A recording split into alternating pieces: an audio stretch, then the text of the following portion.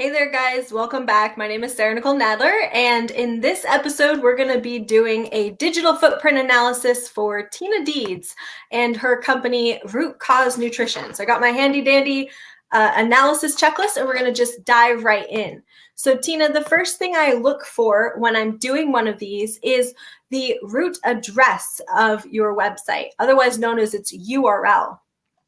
And what I look for is a short, easy to remember name that is less than 15 characters. So yours is a bit long. It also has some possibly confusing symbols in the message itself. So it just makes it a little bit difficult for a patient, if they're not super familiar with you, to remember how to get back to your website. So that might be something to look at in the future. But meanwhile, it's not so bad because it is actually the name of your business. So as long as they can remember your name, they're likely to at least find it in a Google search. The next thing I look for is a professional design that really matches your brand identity. And you did a great job with that. We've got your logo here, which is repeated as well throughout the practice.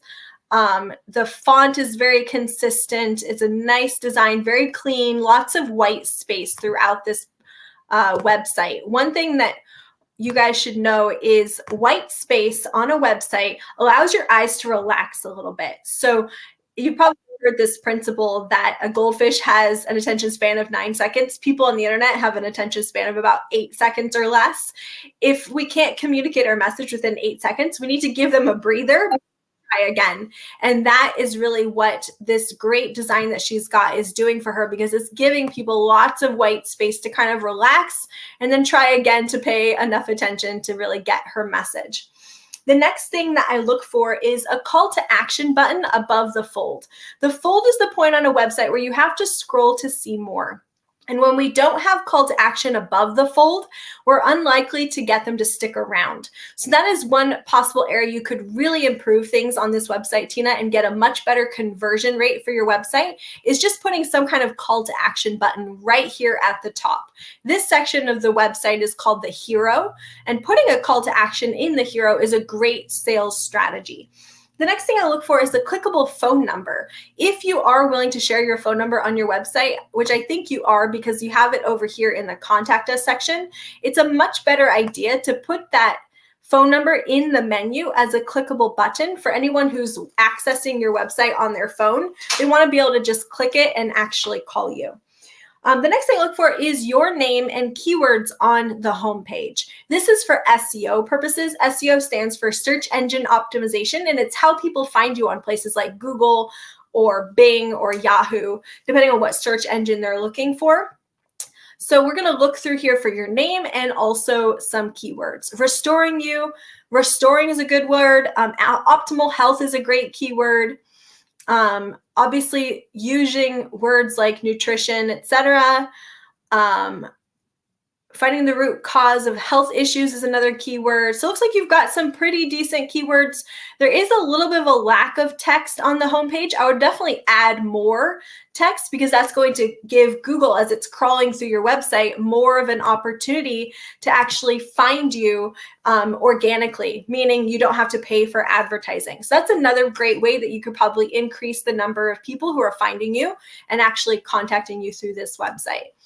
The next thing I look for is your name being mentioned anywhere. I don't see your name anywhere on the homepage. Now, the reason why this is so important is because often when someone is looking for a nutritionist, they'll ask their friends and family first, right? And if their friends or family happen to know you, which is often the case when we're getting referrals, they'll normally say, go see my nutritionist, Tina, not go see Root Cause Nutrition, right? Because they're going to remember your name before they remember your business name in a lot of cases, unless you're a household name. So what we want to do is make sure that when a person lands on this website, they can find your name very easily, so they know they landed in the right place. And we also want it so that when someone searches your name in Google or another search engine, your website comes up. So putting your name prominently throughout the website does both. It allows Google to recognize and rank your website for your name searched, and it also allows the patient or the client to see your name instantly when they land there, so they know they've come to the right place. The next thing I look for is Does the homepage really direct people where to go? Yours does a great job. It's got a pretty decent menu up here at the top. And it's very basic. It just tells me all the information I need to know in order to actually book an appointment, which is fantastic. That's all we want, is just clarity and simplicity. The more complex it is, the less people are actually going to buy it. Next thing I look for is a place to collect names and contact information. When I first landed on this website, I did get a pop-up asking me for my contact info. I don't know if I can make it do it again. It doesn't look like it, but that was there, which is excellent. But what I'm not seeing is the use of lead magnets. A lead magnet is an incentive that you offer to someone in exchange for their email address or other contact information.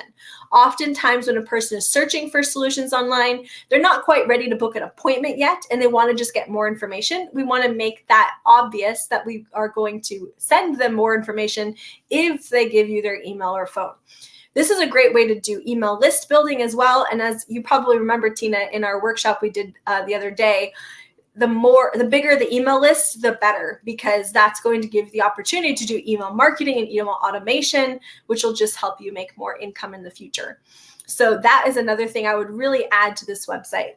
The bottom line here, guys, for anybody watching this, is in order to build a website that really converts and really helps your business make money, it needs two basic things, okay? It needs beauty, right? It needs to attract attention, be attractive, so it attracts attention.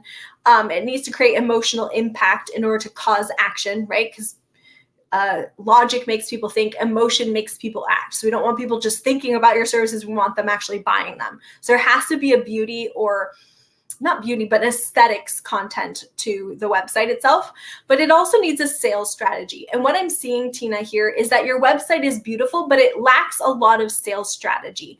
So putting things like lead magnets on the website, creating a call to action button near the top, those things are the basic sales strategy of a website that's going to actually create clients, okay? Good. So let's keep going here. The next thing I look for is the website mobile friendly? I did check it on my phone. It is mobile friendly. I also look for an About Us page that has some kind of bio on the person who does it. So let's take a look there. Yes, we have a professional headshot, which is great. We've got enough information here to really understand who Tina is. And of course, all of her credentials, which is awesome. One thing I will say here is these types of things, like credentials and memberships, those are trust signals, Tina. Those things should also be on the homepage, because we want to build trust instantly and not have them have to go looking for the reasons to trust you. Okay, we want to make the trust almost subliminal. And the way we do that is by putting those types of things in the logos and things like that. Not your logo, but putting the logos of those associations, or putting the logos or the imagery or the awards you've won, things like that, on the homepage itself. All right, the next thing I look for is, other trust signals. So let's go back to the homepage for a minute and look for things that would build trust. So the very first thing that builds trust is the design itself. So the fact that you have a well-designed website, it looks like someone's actually professional, that builds trust all in itself. The other things that will build trust are things like testimonials, video describing how your process works, things like that. As seen in, and it doesn't look like we have any of those on the homepage except testimonials. So I would definitely talk up the testimonials a little bit, maybe even include a photo if you can get permission from Susan and Ann and Karen to have their photo. Ask your patients or your clients for video testimonials and incentivize them to send those to you. Those are great ways to really get more trust signals on the website itself. And then lastly, I look for connection to your social media site, which I didn't see. So I'm not going to go over to social media and do the digital footprint there. If you do want me to look at your social media sites, just send me the links, Tina. I can do that in a separate video. All right, guys, hope you found that helpful, and I'll talk to you next time.